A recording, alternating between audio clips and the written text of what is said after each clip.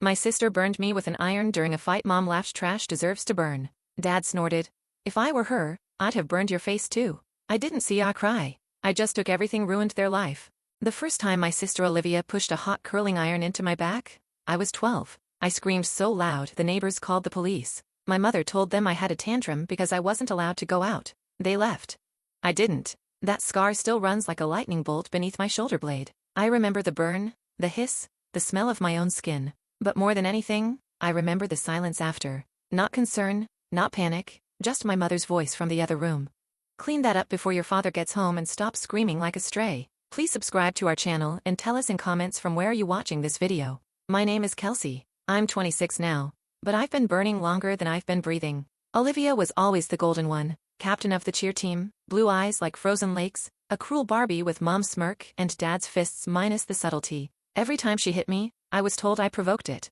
Every time she lied, I was told I must have misunderstood. When she got caught shoplifting, they blamed me for not stopping her. When she threw a chair at me at 14 and it chipped my tooth, well, Mom said, lighting a cigarette at the dinner table, you do talk back a lot.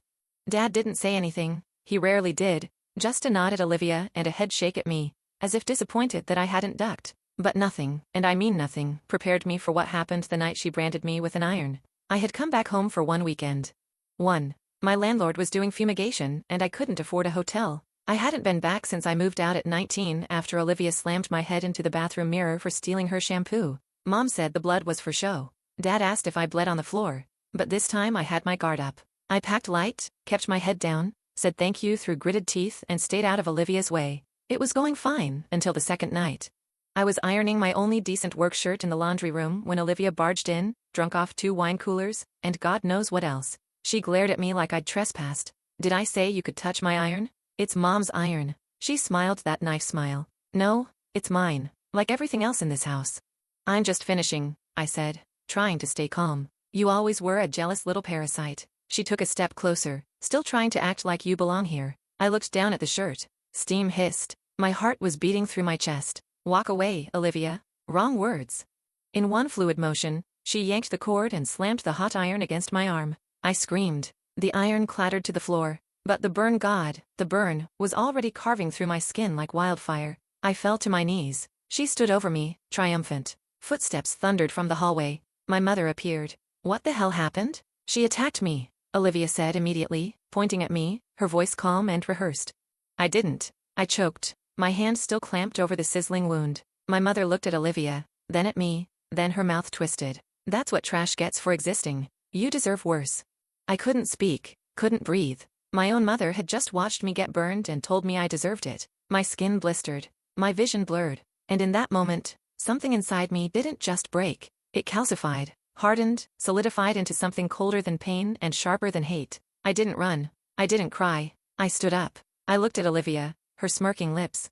Then I looked at Mom, arms crossed, eyes full of boredom, not regret. I'll be out of your house in 5 minutes, I said. But this time, I'm not running, I'm remembering. Mom scoffed. You think you scare us? No, I said quietly. But soon, you'll learn that even a parasite can leave you hollow.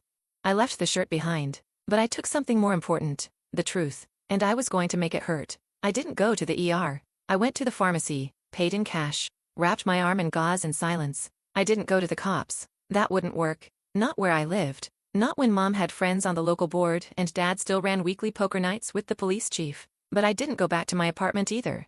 I went to my friend Rachel's house, someone who had seen enough of Olivia to know I wasn't being dramatic when I showed up, pale and shaking. She gasped when she saw the burn. Jesus, Kelsey, what the hell? I need your help, I said steady, not to fix it, to flip it. Over the next few days, Rachel became my lighthouse. We sat in her kitchen, piecing together every memory, every incident, every proof I had ever collected but never used. Old texts where Olivia bragged about slapping the loser straight. A voicemail of my mother laughing, saying, Kelsey always bruises like a peach. It's so easy to get under her skin. And photos, so many photos, bruises, bite marks, scars, most with timestamps. But it wasn't enough to expose them. I needed to break them. And that required planning. First, I got in touch with someone who could open doors Olivia never thought would close her boss.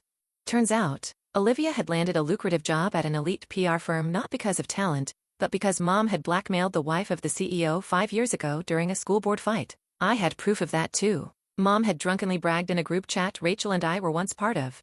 So I booked a fake consultation as a client under a pseudonym, complete with a burner phone and Rachel's apartment as my office address. I submitted my project and requested Olivia personally said I admired her image, professionalism, and boldness.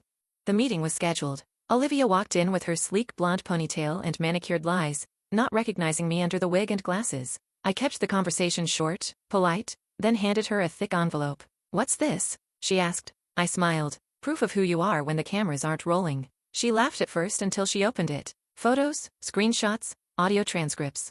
I saw her jaw tighten, her fake composure snapping like a twig in a storm. "Hey, I don't know who you think you are," she hissed. "I'm the girl you burned," I whispered. "And now I'm just returning the heat."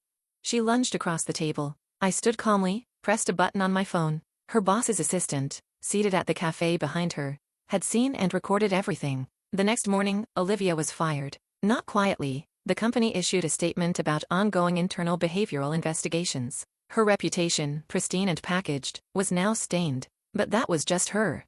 Mom was next. Mom loved two things: her image in the church and the community fundraiser gala she organized every spring. That gala was her crown jewel: press, photos, interviews. So I bought a dress, smiled at the cameras, and waited until she was up front giving her usual speech about family values and moral parenting.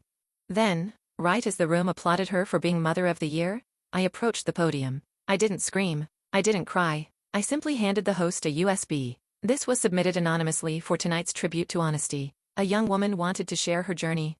On the screen behind Mom, the footage began. A slideshow of photos, bruises, burn marks, my arm blistered and shaking. Audio of Olivia mocking me. A recording of Mom calling me a born mistake. People began gasping, whispers, then silence. Mom froze, her smile cracking, her voice lost.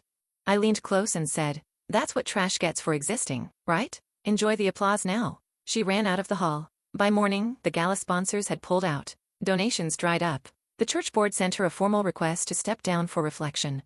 Olivia, now unemployed and disgraced, tried to twist it, tried to post online that I was mentally unstable and jealous. But the internet turned. The evidence spoke louder. Her followers dropped. Brands disassociated. Her landlord, who happened to be a childhood friend of mine, evicted her.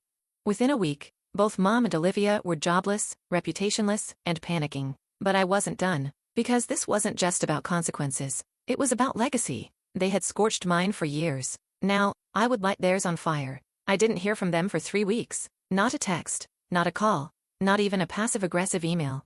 But I heard about them. Please subscribe to our channel and tell us in comments from where are you watching this video, from neighbors, from mutuals on social media, from a friend who worked at the courthouse. Turns out Mom was trying to sue me for defamation of character, the same character who called me trash, who laughed when I was burned, who said I should have never been born. The lawsuit was thin, based on emotion, not evidence. They couldn't afford lawyers anymore. I could, because unlike them, I had invested in my future while they fed on appearances. I showed up to the pre-hearing in a sharp black suit, calm. Alone. They walked in looking like ghosts in Sunday clothes, Mom with her plastic pearls, Olivia in oversized sunglasses to hide the embarrassment she couldn't Photoshop away. Mom started it off. "She's mentally unstable. She's always been dramatic. This is her trying to ruin a good family."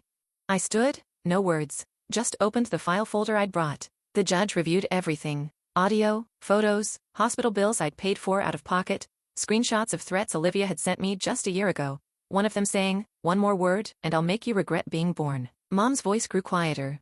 Olivia started crying. The judge dismissed the case on the spot, called it a frivolous attempt to silence the victim.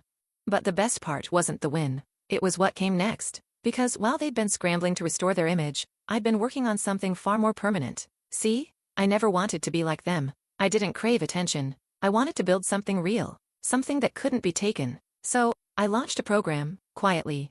Funded by a nonprofit I'd volunteered with years ago. It offered free therapy, housing resources, and legal help for victims of family abuse, specifically those hurt by sisters, mothers, aunts, the kind of abuse no one talks about because it's wrapped in holiday cards and fake smiles. I named it the Burn Back. Subtle? Numb?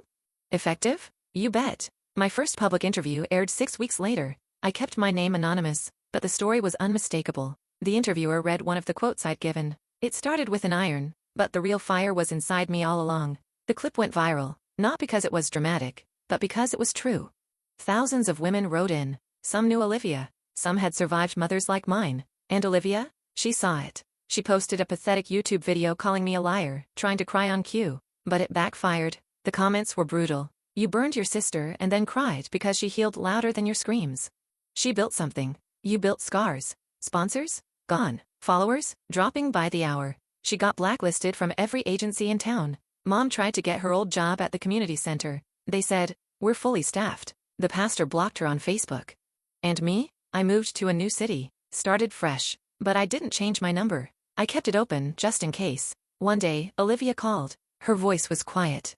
Broken. "I lost everything," she said. "No," I replied. "You lost everyone. There's a difference." I was just angry. I was just burned. Click. I hung up. I didn't need closure. I was the closure. And as I sat beside the kid, I started mentoring a teenager with burn marks from a drunk stepfather. I realized something. They tried to burn me alive. But I didn't just survive. I became fireproof. And I turned their ashes into something they could never touch. Something real. Something stronger. Me.